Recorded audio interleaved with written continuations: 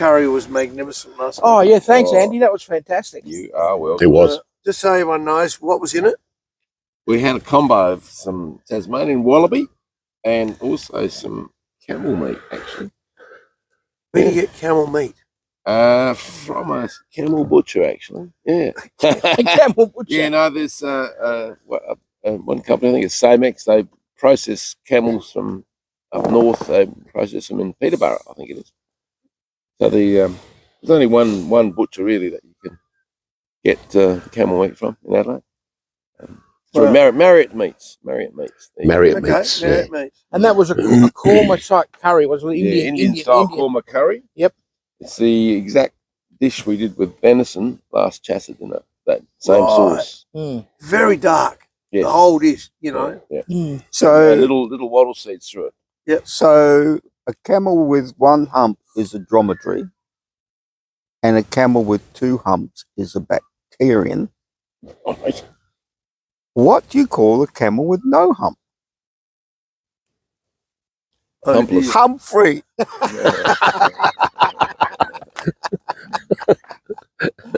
Dear. Hi, folks. I've got a million of them. How's the serenity? Yeah. Oh, well, another great weekend down here. It's been good. So, Tom, quickly round the room then. Yep. Your first hunting experience. Okay, well, my first duck hunting experience, because a lot of it's All right, obviously yeah, a lot okay. of stuff from home and the no-fly zone in the backyard with a slug hunt. But I got invited by Greg and Arthur Kalivas to go with them to the Coorong. Yep. Because they would be going there a few times. So I thought, well, I didn't have a gun. I had nothing. So we're driving down driving through Meningie. Yep. Stopped at the Meningie post office. Went in. $10. I remember it cost me. Got my hunting permit. Got my duck hunting permit. Just, I don't even remember what the questions were, but I got it. Paid my $10 and off we go to the Coorong. And back in those days, the Coorong, there'd be so many people hunting back in those days. And so, we went in and you set up your hides and used to make them out of rocks, and your hands are all blistered and cut by the opening morning because you're making all these rock blinds. Yeah. And then on the morning you'd get up and there'd be cars going everywhere between Policeman's Point and right down to the 42 mile or what's the name of that crossing? Tea Tree Crossing. Tea Tree Crossing, and there'd be cars going everywhere. And then it'd be opening time, and it was boom, boom, boom, boom, boom, boom, boom. It was a cacophony of guns going off everywhere, and I was shit scared. What the hell?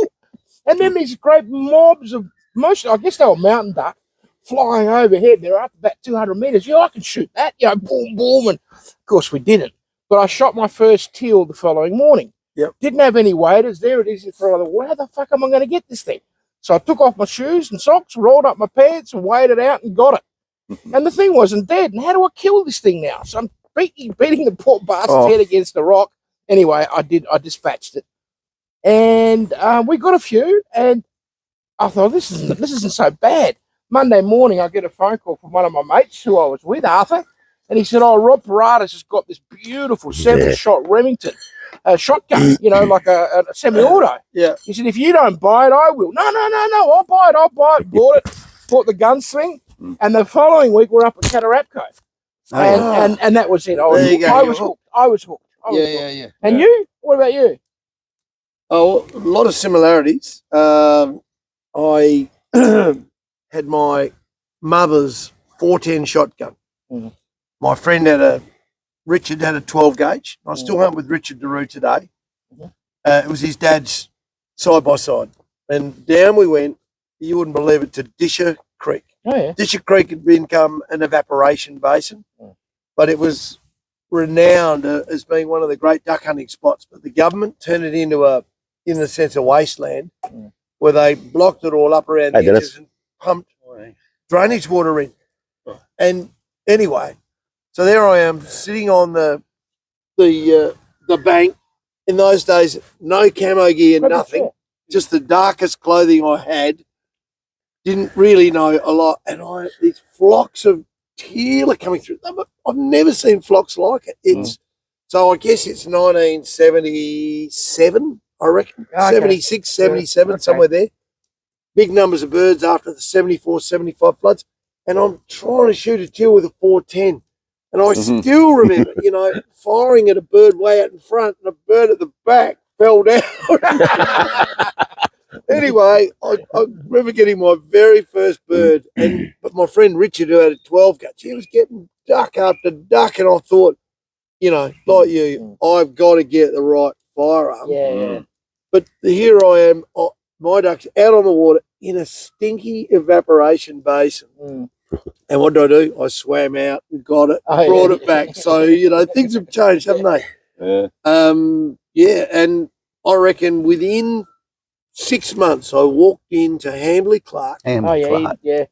on Rundle Street. Yeah. and I just walked in. I had saved $120 with my apricot picking money, Oh, yeah.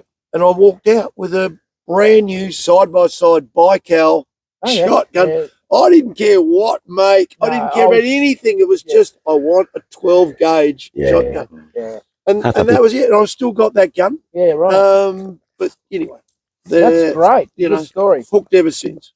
Jono, Oh well, my dad was you a probably duck still hunter. in nappies, were you, when you were going duck hunting?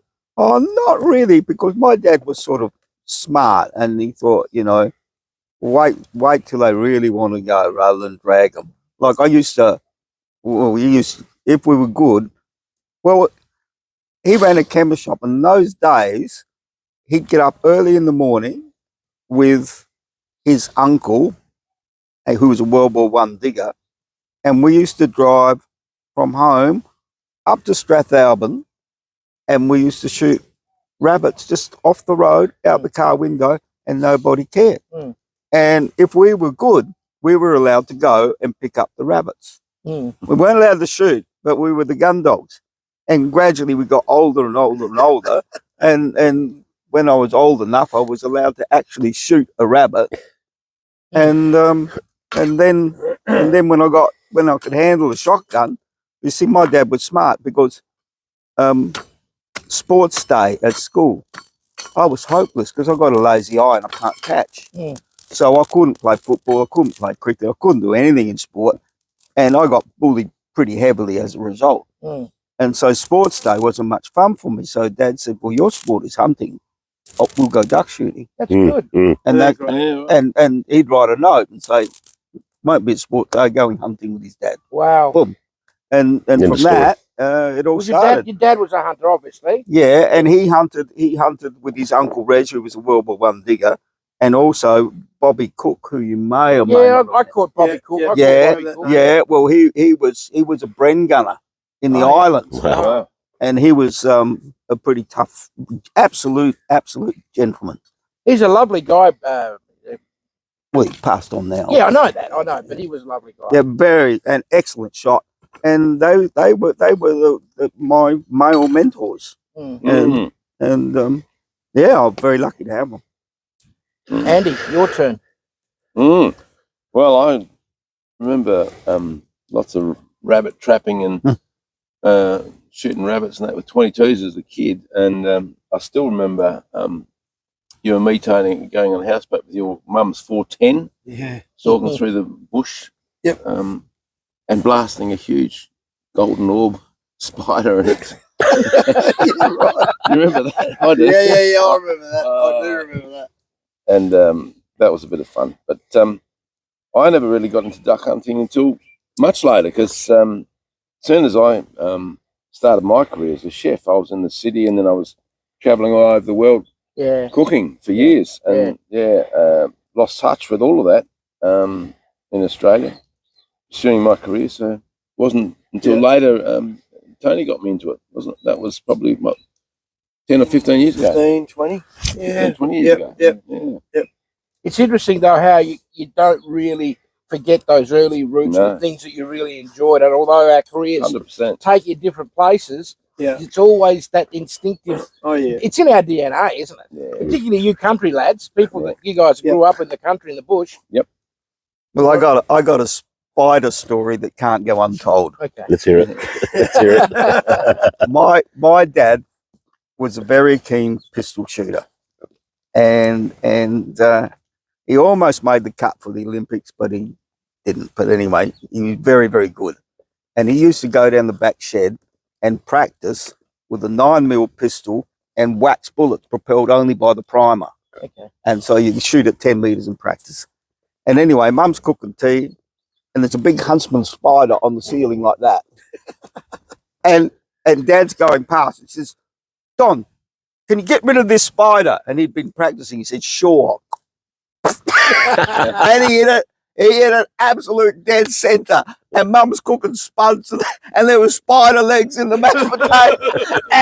and she lost it. And I would have been about 5 or 6 at the time. I'd just stand there with my mouth open. Roscoe. Well, one of my first hunting experiences, I was in Tassie. I think I was about 16. Obviously, we went over with the folks and my brothers, because my parents have friends down there. Daisy. Get out of it. And they took me, two of my dad's friends took me out hunting on this property. One had a 22, one had a shotgun. And they let me muck around with a 22 for a bit out there. But I remember at one stage, there was a bull on this property, this particular paddock. And all I remember, it's a long time ago, all I remember is just running for dear life because we were getting chased by this bull. And what I distinctively remember is the ground thud. Right? I remember that thud. I'm there, shit, I'm getting chased by a really big animal. I shat myself. I don't think I've ever ran as fast as what I ran that day. And I remember one of the uncles there, one of the boys letting off a couple of rounds with this 12 gauge in the air. And the bull just sort of like, okay, don't know what that was, but Didn't like it. didn't like it, yeah. Jesus, I shat myself. Yeah. Get your quarry? What were you hunting?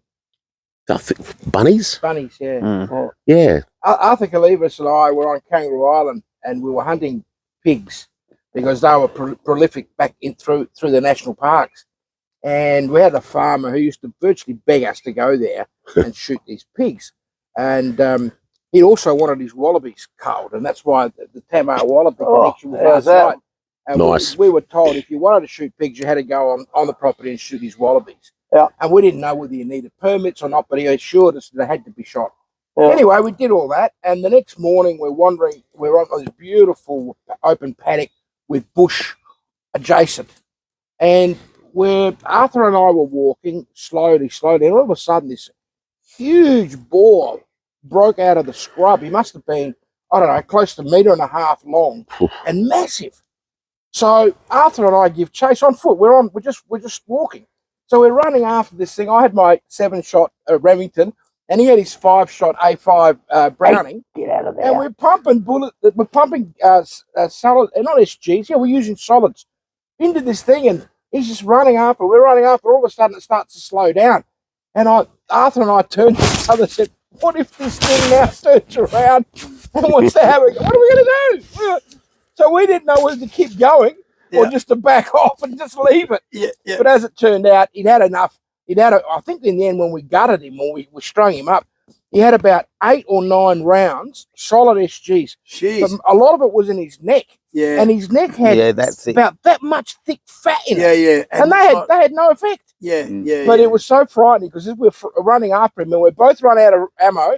I'd shot 7 and he'd shot 5. And this thing was still going and we're starting to turn around and think, I think we might have a problem here. That's when the pocket knife comes out. Well, we couldn't lift him. We ended up getting the ute, dragging him to the nearest tree, and then hoisting him up that way to try and get his leg up so we could gut this thing. It was massive. Anyway, we took it home, and my mum was a bit of a good cook, and she would try cooking in a fricassee style with egg and lemon sauce. Yeah. And we thought, wow, it was as tough as nails. It was really sad because she spent so much time preparing. He just couldn't eat this thing. Yeah. It was just so tough. Yep. But that was a bit of a fright. Yeah. That's okay. That's it. Look at that. Not bad, is It's it? almost red hot, isn't Good it? coals. No, the rock. Oh, the rock, yeah. It's almost red hot. Right, Tom, you said the smoke wouldn't get me. Sorry, buddy, you can move now. Mate, you, Before you go. know you do good, man. I've got to say, I want to get out there. Yeah. I'm going to get some fish on. Yeah, okay, let's go. Let's have some breakfast. Good conversations. Yeah. Great I think conversations. the next conversation, Great company. which would be good, Tom, would be, who do you regard Go on. who do you regard as your mentors? Like, we've all got this history of, and you ask, why do you do it today? Well, often it's because the memories of when we started and the mentors and the way they went about it, they're so strong. Yeah. And it's almost like in honour of them, they showed us how, and we're carrying on a tradition. There's no question. And I guess, then the ultimate question is, who are we mentoring? Yeah, that's right. That's right. And that's you the know, hard. That's the hard bit, that's isn't the it? hard bit. Because, Yeah. because are we doing it or not? No, we're not really. Someone took the time to show us and take us aside. And you asked me, how did I get involved in the environmental stuff? Well, I think as well as being interested in it, as far as the management goes, you can go and do all the science degrees you want. But it was really a bloke by the name of Peter Schramm Yeah. that kept on saying to me, we need to do this with our wetland, and how do we do it? Blah, blah, blah. And, in the end, we realised that drying the thing out was what has repaired it because it had just been full for too long, and it made you realise that wetlands in Australia do dry out and flood and dry out and flood, just like this lake used to do exactly the same thing. Had a very variable water level, which was what drove its productivity. So if you can do what John's now doing on his place, he's got areas that fill and dry out and fill and dry out, you get the productivity. You get the food in there. And that's the difference, whereas it's almost having a river system that we live in now that's all at the same level and never gets to dry out again. It becomes a bit sterile. So, yeah. Doesn't carry as many birds. Sludgy on the bottom. Yeah. You don't get the biodiversity. Correct. And so we did that at Loveday, put in these, regulators to stop the water coming in from the river and also stop the carp coming in. Yeah. They Dried it out in 1993. And I've never seen a wetland bounce back so quickly. And it's the same. And believe it or not, been a bit too full right now for a bit too long. So they need a drying phase in there. And you've got to, there's always going to be a bit of tension around that because hunters are saying, oh, we want a hunting season with water in our wetland. Well, maybe, guys, we have to miss one. Yeah. We have to just say, this year we're going to hunt on the game reserves around Yeah, for the greater good. because we're going to dry it out this year. But I think one of our biggest problems as far as recruitment is there's no rabbits anymore, and it's too hard. Because when we were growing up, That's what we started on. everyone had rabbits and shot rabbits. And in my street, we used to go away rabbit shooting, and we'd come home with 100 rabbits for the weekend. And I'd take these to Mrs. Stone, take these to and we used to give the whole street rabbits. And they were gratefully received.